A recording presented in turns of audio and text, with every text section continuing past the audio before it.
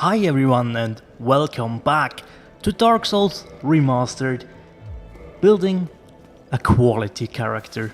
We are taking off to Blighttown. We have to do it, right? We need to ring the second bell of awakening, and I thought, you know what, this is as good as any time to do it, because I don't want to go to the catacombs early. I will do the catacombs and the Tomb of the Giants in one big swoop. Once I have the Lord Vessel so I can warp out. So yeah, there's pretty much nothing else to do tend to go after the second bell. So I was like, alright, I'm ready for this. I have my rusted iron ring to move around in Blighttown without penalties, right? So why not? Why not just take the back entrance and show you the easy way to deal with Blighttown. So that's where we're heading right now, the back entrance. You can pretty much run through everything here, it doesn't really matter. The souls don't matter that much. Souls come and go, guys, that's always a thing. But I usually don't go with a huge amount of souls down here. And just to show it off, I picked up the key to the New London ruins. That's the door that we came through. So to open that up without the master key, you would have to go all the way through Undeadburg, the depth, and Upper Blighttown, all the way, and come back up here to get that key. So yeah, that's quite a time-consuming effort to get to the place where we are, just right from the get-go, right? So that's why I always pick the master key. If it only would open that door, I would absolutely be fine with it. It has its other uses, sure, but that one is the most time-saving and convenient one of all of them. In my opinion, of course. That's always to keep in mind. And running two-handing our attacks, one-hitting, nice, love it. And I came down here in human form for a very specific reason.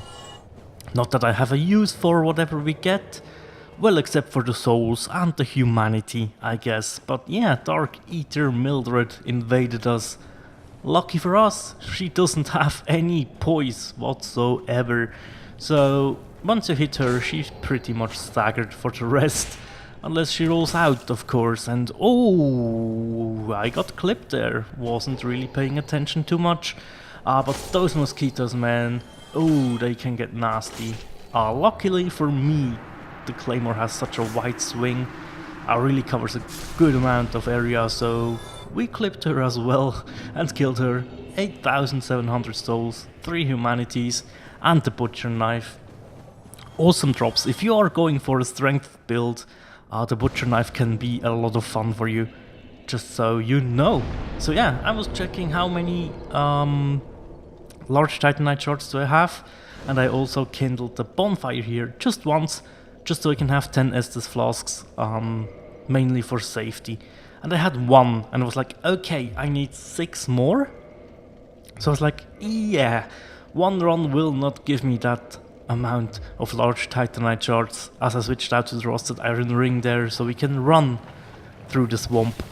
Not too worried about the poison, we have 12 Estus flasks. So we can take our time with going through here. But yeah, as you can see, there's another player doing the exact same thing. I've encountered him again in the second run through, which was quite amazing. Made me smile, to be honest, just to see someone else going through that. We also picked up Poison Mist, the Pyromancy, as well as the Pyromancer set, which looks awful. Doesn't have any use for us. I don't think we will use Poison Mist, but hey, we have that 1 slot, right? We have our unupgraded Pyromancy Flame. We might as well use it at some point in PvP. Maybe. That's a big maybe. I skipped Power Within for this time.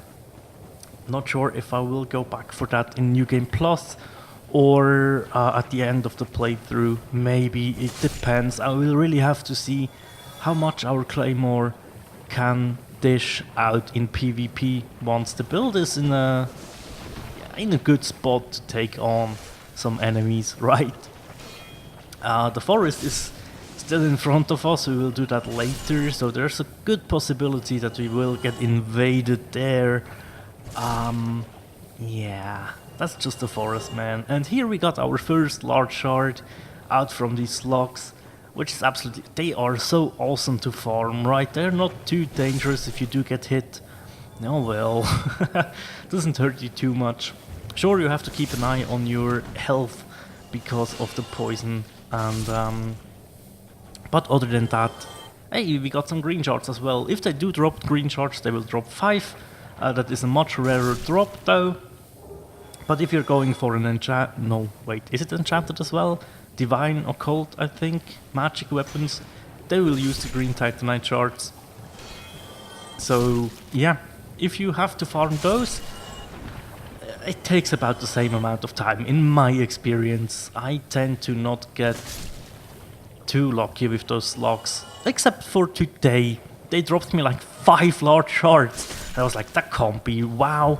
The only thing I had going for me was the 1 humanity in the soft counter up there in the left corner, which boosts my item discovery to 100 or 150, something like that. Almost got double teamed there though. But yeah, they were really in a high drop chance, and I didn't know why. See, they already dropped me 4, and I was like, wait, do I need 6 or do I need 7? To plus 10 my Claymore, and for some odd reason I thought I need 6, but I needed 7. They even dropped me the 6 that I was like, yes, I have everything. Went back to the bonfire, plus 9.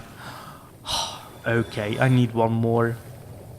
So I did do a second lap, and as soon as I got it, I just returned to the bonfire, but I jumped for joy there because that was good loot for 1 run. I think that is the luckiest run that I've ever done on these logs. Not counting in if you have the covetous gold serpent ring, which boosts your item discovery as well. So that's not accounted for. With that you can get really good raids down here, which is awesome, right? So we have 6 green shards picked up. We can disassemble those into green... Oh no, wait, can we? Yeah, we can. We can disassemble those into small Titanite Shards, which we will need as well to level up our armor set, the Elite Knight set, which is the point of a quality build to wear that set, at least for me. With 40 endurance, favor and protection, and Havel's ring, we should be able to wear that set. And as you can see here, I'm 1 large shard short, so I took another run. I did cut it out though, because it wasn't really... yeah, no need to show that, right? So yeah, our Claymore is now on plus 10, which is absolutely amazing. I did quick check the scaling stats, but on plus 10 they are still on a CC.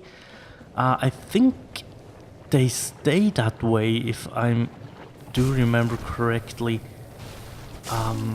Yeah. But then I thought, you know what? We are on plus 10. We have everything we need from Blighttown, from the swamp, for right now. So, yes, it's boss time, guys. It's time to take on Quelaag, and I can't not like this boss fight. The only way this boss fight is tedious is if you're having a divine weapon. It can take ages. But if you're going for the divine weapon, you also should have lightning spear and great lightning spear, because you're doing a faith build, right? So you can counter this with miracles or custom spells for that matter. And I remember to swap out to the Warframe, just so we can have a little poise. Our 40 that we get from the Warframe. Checking on the Phantom. You can summon Mildred here if you have beaten her in the invasion.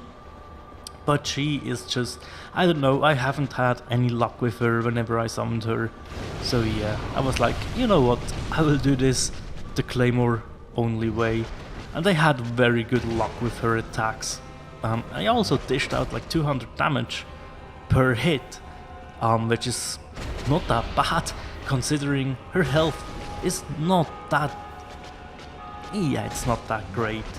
I baited a lot of her melee attacks because I know how to dodge them. And wow, 680. Yeah, the second attack there did a lot more damage because it was an attack of opportunity. And once she held down her head like that, get out of there as soon as you can. That AoE is seriously damaging. That hurts you a lot. So yeah, we have almost beaten her, and I don't care if she breathed fire like that. But then I realized, oh wait, she cut me off. So I thought, you know what, good time to heal, to top off, to be prepared for everything that comes. Baited her melee attack as well, and those go over your head for most of the time. And that's Quelaag done. That's how you do it as a melee build. Pretty straightforward. Stay close to her to bait the melee attacks. If she breathes fire, oh well, just dodge it and get a hit in from the side, which is always good. She drops 20,000 souls. That is a good amount, but it's not enough for me. I want to level up at least 5 levels at this point. I want to get to that 40 mark, which is amazingly good. Level 40 Sense Fortress. You can do some stuff there. You don't have to worry too much, which is what I'm going for. Excuse me for a second. I'm sorry. Hopefully that cough wasn't too heard. Couldn't be heard that well. But yeah, I have unbound my mute mic button for some reason. I have overwritten it with something. So what I'm doing here, if you want that shortcut, or if you want to be a Chaos Servant, don't kill the fair lady. But I wanted the Firekeeper soul. We will have another one to pick up once we will leave Blighttown. But for now, that is all we want. That, oh wow, these little, oh wow, look at that, more than half of my health just gone in an instant. They can shoot through you, I didn't remember that. And I missed with my R2, so I was like, maybe I should R1 these guys. And yeah, that's the way to go. Make sure to look down a little bit, so you don't swing upon her or their heads. And you get the egg vermithuges there. So yeah, if we want to become an egghead, we can, I guess. But we can also heal ourselves from that. So I'm pressing on here. I'm telling myself, you know what? You have rested at the bonfire. If you die, it's not that bad of a run back. And for the Let's Play, you can always cut it out, right? But I'm fairly familiar with what's coming up. So I thought, I can do this. I can grab myself another bit of souls. Oh yeah, it's time for another boss. But this time we will cheese the fuck out of him. You can't put it... You cannot tell what this strat is than just cheese. It's just... I don't know. I don't know why they have done this, but I'm glad they did, because I don't like to fight that boss the normal way. I just don't. And after Quelaag, I just want the extra souls, man. So yeah, thank you From Software for the possibility to cheese this boss to death with really no effort. But yeah, switch to the Dragon Crest shield. I was like, oh, I'm in fire territory, I need to switch to my shield, which blocks fire damage. Only to realize you're an idiot, man. All you will do here is kill that boss and then you're off. You won't come back for a little bit of time. You know, well, like after Anorlondo at some point. This will, yeah, almost at the end of the game actually. This will be one of the last areas that I tackle before entering the kiln. We took a little look at Ceaseless Discharge there. Just sitting there. But as soon as you grab those clothes of his sister, he gets angry, and if you grab the set and just run, 99% of the time you will get hit by his arm there. So to counter that, just stay still for 1 or 2 seconds, wait for his attack to go away, and then you can just run through without any problems. It's a little bit of a stamina management run though, so with 20 endurance or 21 that we have and the Ring of Favor and Protection, we can full sprint to the middle there where he can't hit us, recover our stamina, and the run back to the fog gate is pretty much guaranteed. So that's why I'm so confident on doing it that way, right? But yeah, he will take a leap at us, and all it takes is 5 hits. You can hit him with with your fist, which is what I did here. It's the fastest way to poke. So yeah, 5 hits and he's gone. It's as easy as that. But that's a good amount of souls that he will drop, and as I said, we want to squeeze out 5 levels. So let's see. How many souls does he drop? I think 10,000, but it could be 20. No, it is 20, so that's absolutely fine. So yeah, we're ending the episode, guys. All I did is level up strength and dexterity to 20 each. We have 22 endurance. And then take another point into vitality. But that's it for today. Thank you very much for watching, guys, and as always, take care. Bye.